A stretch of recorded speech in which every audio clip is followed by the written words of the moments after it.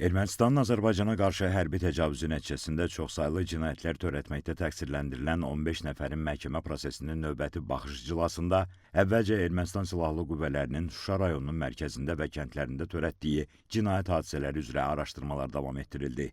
İş üzrə toplanmış sənədlər, sübutlar, Ermənistanın Azərbaycana qarşı yürütdüyü 30 illik işğalçılıq siyasəti və həyata keçirdiyi təcavüzkar müharibə zamanı suveren ərazilərimizin işğalına dair çəkilən video materiallar nümayiş olundu. İclasda Şuşanın işğalından dərhal sonra çəkilən və təqsirləndirilən Arkadi Qukasyanın da yer aldığı video nümayiş etdirildi. Arkadi Qukasyan videonun Şuşada çəkildiyini təsdiqləyərək bildirdi ki, görüntülərdəki şəxslərdən biri Zori Balayan, digərləri Oleg İsayan, vaxtilə qondarma rejimin dırnaqarası Daxili İşlər Naziri olmuş Armen İsagulov və Vasiliya Atacanyandı. Sonra Şuşa şəhərinin işğalına dair təqdim edilən sübutlar və sənədlərlə bağlı təqsirləndirilən David İşxanyan dövlət ittihamçısı Vüsal Abdullayevin suallarını cavablandırdı. Dedi ki, Şuşanın işğalı zamanı hərbi qulluqda olmayıb. Onun bu ifadəsindən sonra Ermənistan hərbiçilərinin müsahibələrinin yer aldığı video material nümayiş olundu. Həmin video materialda bildirilir ki, David İşxanyana və onun dəstəsinə Şuşa əməliyyatında iştirak etmək nəsib olmayıb. Çünki o, həmin vaxt Monte Melkonyanın əmri ilə Şuşanın işğalının qarşısını almaq istəyən Azərbaycanlıların yolunu Xocavənd istiqamətində bağlamışdı. Videoda qeyd olunur ki, onların dırnaqarası şücaəti sayəsində rəqib Şuşa əməliyyatına mane ola bilməyib. 26 dəqiqəlik videoda David İşxanyanın döyüş yolundan bəhs olunur. Qeyd edilir ki, həmin əməliyyatda iştirak etmək David İşxanyanın böyük arzusu olub, amma onların tapşırığı başqa idi. Video materialda bunun sayəsində əməliyyatın uğurla başa çatdığı vurgulanır. Bildirilir ki, bundan sonra David İşxanyan 1992-ci il mayın 15-də dəstə komandiri təyin olunub.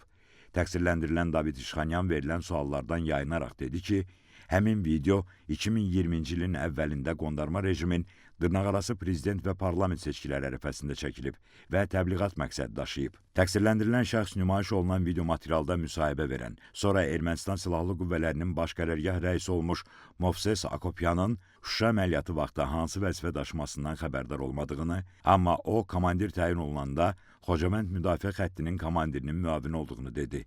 David İşxanyan Movses Akopyanla 1992-ci ilin sentyabrından sonra tanış olduğunu qeyd etdi. Bundan sonra təqsirləndirilən Aray Karutunyan baş prokurorun xüsusi tapşırıqlar üzrə köməkçisi Tuqay Rəhimlinin suallarını cavablandırdı. Bildirdi ki, Şuşa əməliyyatı ilə bağlı məhkəmədə mühüm videolar nümayiş olundu. Video materiallarda deyilənlər reallığa uyğundur və orada adları çəkilənlər, yəni Samvel Babayan, Seyran Ohanyan və digərləri Laçının işğal əməliyyatında da iştirak edib.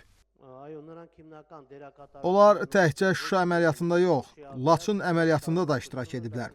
Demək istəyirəm ki, Şuşa əməliyyatı ilk vahid əməliyyatı idi. Bu adamlar bir neçə gün əməliyyatı davam etdiriblər. Mayın 17-sindən 19-na dək davam etdiriblər.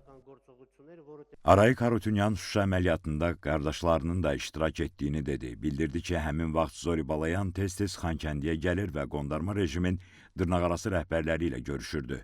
Qondarma rejimə dırnaqarası rəhbərliyi Artur Mkrtçyan və Georgi Petrosyan edib. 1992-ci ilin yayında isə qondarma rejimə faktiki dırnaqarası rəhbərlik Robert Köçəryanda olub. Həmin vaxt Serj Sarkisyan da vəzifədə olub. Samvel Babayan isə sonradan qondarma rejimin dırnaqarası ordu komandanı olub.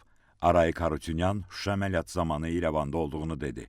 Bundan sonra Aray Karutunyanın vaxtı ilə Azərbaycanın suveren ərazilərinin işğalına dair müsahibəsinin yer aldığı video nümayiş olundu. Həmin videoda təqsirləndirilən hərbi əməliyyatlarda iştirakdan danışır. Dövlət ittihamçısının bununla bağlı sualına cavabda bildirdi ki, güya onun döyüşlərdə iştirak etməsi barədə ictimaiyyətə verdiyi məlumatlar doğru deyil. Belə ki, həmin vaxt o İrəvanda təhsil alıb və hərbi qulluqçu olan qardaşının köməkliyi ilə hərbi xidmət keçməsinə dair sənədlər əldə edib. 2020-ci ildə isə onun hərbi xidmətini ictimaiyyət şübhə altına aldığı üçün belə bir film çəkib. Sonra məhkəmədə Azərbaycanın Xocavənd rayonunun Ermənistan Silahlı Qüvvələri tərəfindən işğalına dair çoxsaylı sənədlər, sübutlar təqdim olundu. Xocavənd rayonunun sakinləri, zərər çəkənlər məhkəmədə ifadə verdilər. Zərər çəkmiş Seyyur Nağıyev ifadəsində dedi ki, təqsirləndirilən David İşxanyanı tanıyır. Bildirdi ki, Xocavəndin Qaradağlı kəndində doğulub və orada yaşayıb. 1992-ci ildə mütəmadi olaraq Qaradağlıya hücum edilib, mülki insanlar qətlə yetirib, evlərini yandırıblar. Malqaralarını talan ediblər. 1992-ci il fevralın 15-17-sinədək Qaradağlıya bütün istiqamətlərdən hücum olub. Kənd mühasirədə olub. Mülki əhaliyə kənddən çıxmaq üçün humanitar dəhliz belə verilməyib. Hücum əməliyyatında muzlular da iştirak edib. Zərər çəkmiş Baş Prokurorluğun Dövlət İttihamının Müdafiəsi üzrə idarənin şöbə rəisi Nəsir Bayramovun sualına cavabında dedi ki, erməni hərbiçilərin kənd sakinlərinə hücumu 1989-cu ildən başlamışdı. Kənd mühasirədə idi. Kənd sakinlərinin özlərini müdafiə etməsi üçün silahları yox idi. Düşmən isə mütəmadi olaraq kəndi atəşə tuturdu. O, Qaradağlının işğalı zamanı əzizlərini itirdiyini dedi. Onların bəzilərinin taleyi hələ də naməlumdur. Zərər çəkmiş dedi ki, kənd işğal olunanda o girov götürülüb, Xankəndiyə aparılıb. Soyuq, şaxtalı havada əsir və girovlara dəhşətli işgəncələr verilib. Zərər çəkmiş dedi ki, kəndə hücumlar zamanı erməni hərbçilərini onların komandiri Manvel Vasili Yegizaryan idarə edirdi. Zərər çəkmiş Qaradağlı sakini Vidadi Hüseynov hadisələrin 1988-ci ildən başladığını, mütəmadi olaraq Azərbaycanlılara hücumların edildiyini dedi. Bildirdi ki, Azərbaycanlıları qətlə yetirirdilər. Avtomobillərə hücum edib mülki insanları atəşə tuturdular. Dinc sakinləri diri-diri yandırıb malqarasını talayırdılar.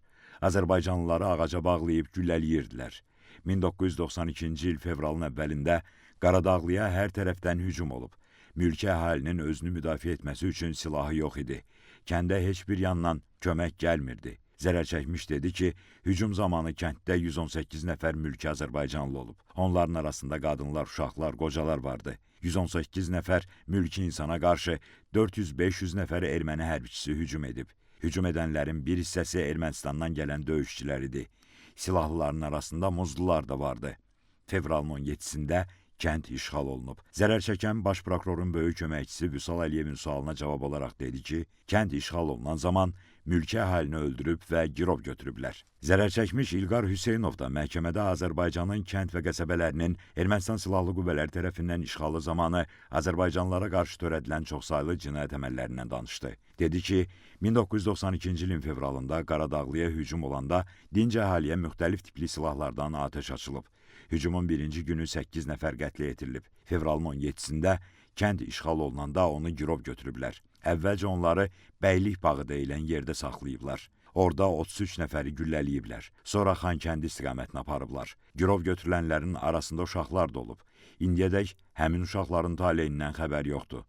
Zərər çəkən dedi ki, girovluqda onlara dəhşətli işgəncələr veriblər. 45 gün girovluqda qalıb. Zərər çəkən Əmir Aslan Quliyev də dedi ki, 1992-ci il fevralın 17-sində Ermənistan Silahlı Qüvvələri Qaradağlıya 4 tərəfdən hücum edib. Həmin gün o girov götürülüb. Onları yük maşınlarına yığıb aparıblar.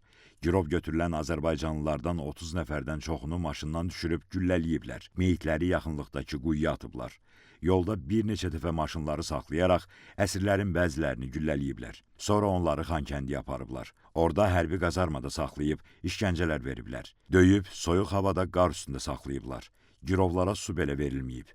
16 gün həmin qazarmada yaralı vəziyyətdə qalıb. Sonra onu Xocavənd şəhərinə gətiriblər. Orada saxladıkları zamanda işgəncələr veriblər. Bundan sonra girovları bir başqa yerə aparıblar. Qaldıqları yerdə də onları döyüb işgəncələr veriblər. Həmin vaxt girovların bəziləri öldürülüb. Öldürülüb yandırılanlar arasında onun çoxsaylı qohumları olub. Zərər çəkmiş dövlət ittihamçısı Təranə Məmmədovanın suallarına cavabda dedi ki, həmin vaxt ermənilər daha çox Xankəndi istiqamətindən hücum edirdi. Kənd işğal olunanda ermənilər müxtəlif növ silahlarla hücuma keçib. Zərər çəkən Baxşəyiş Hüseynov təqsirləndirilən David İşxanyanı tanıdığını dedi. Bildirdi ki, girov olduğu zaman onu görüb. İfadə verdi ki, 1992-ci ilin fevralında kənd işğal olunanda onu girov götürüblər. Onu digər əsir və girovlarla bərabər Xankəndiyə gətiriblər. Orada onlara hər gün işgəncələr veriblər. Bədənlərini bizlə deşiblər. Törətdikləri vəhşilikləri isə videolentə köçürüblər. Zərər çəkən 56 gün girov saxlanıldığını dedi. Zərər çəkmiş Şamxal Şirinov da 1991-1992-ci illərdə Qaradağlının mütəmadi olaraq atəşə tutulduğunu, kənd sakinlərinə hücumlar edildiyini, Azərbaycanlıların qətlə yetirildiyini, əmlaklarının talan edildiyini dedi. İfadə verdi ki, həmin vaxt kənd mühasirədə idi. Kəndlə bütün əlaqələr kəsilmişdi, ərzaq yox idi. Zərər çəkən dedi ki, kənd işğal olunanda onu girov götürüblər. Onunla bərabər girov götürülənlərin bəzilərini gülləliyiblər. Əsirlikdə saxlandığı zaman ona dəhşətli işgəncələr verilib, dişlərini çıxarıblar, avtomatla döyüb, bədəninə çoxsaylı xəsarətlər yetiriblər. Soyuq zirzəmidə saxlayıblar. Bildirdi ki, bəzi girovlar soyuğa dözə bilmirdi, huşunu itirirdi. Gün ərzində girovlara kibrit qutusu boyda qara çörək verirdilər. İclasda zərər çəkmişlərin barəsində olan məhkəmə tibbi ekspertiza rəyləri də elan olundu. Məhkəmə prosesi mayın 2-sində davam etdiriləcək. Bakı Hərbi Məhkəməsində hakimlər Zeynal Ağayevin sədrliyi, Camal Ramazanov və Anar Rızayevdən ibarət tərkibdə keçirilən məhkəmə iclasında zərər çəkmiş şəxslərin bir qismi, onların hüquqi varisləri və nümayəndələri də iştirak edirlər. Qeyd edək ki, Ermənistan dövlətinin, onun dövlət qurumlarının vəzifəli şəxslərinin, hərbi qüvvələrinin və qanunsuz silahlı birləşmələrin bilavasitə rəhbərliyi və iştirakı, şifahi yazılı qaydada verdiyi tapşırıq, göstəriş və təlimatları, maddi, texniki, şəxsi heyətlə verdiyi dəstəyi, mərkəzi qaydada idarəçiliyi əsasında, eləcə də ciddi nəzarət altında Azərbaycan ərazisində daxili və beynəlxalq hüquq normalarına zidd şəkildə Azərbaycana hərbi təcavüz etmək məqsədi ilə yaradılmış, həmçinin Robert Köçəryan,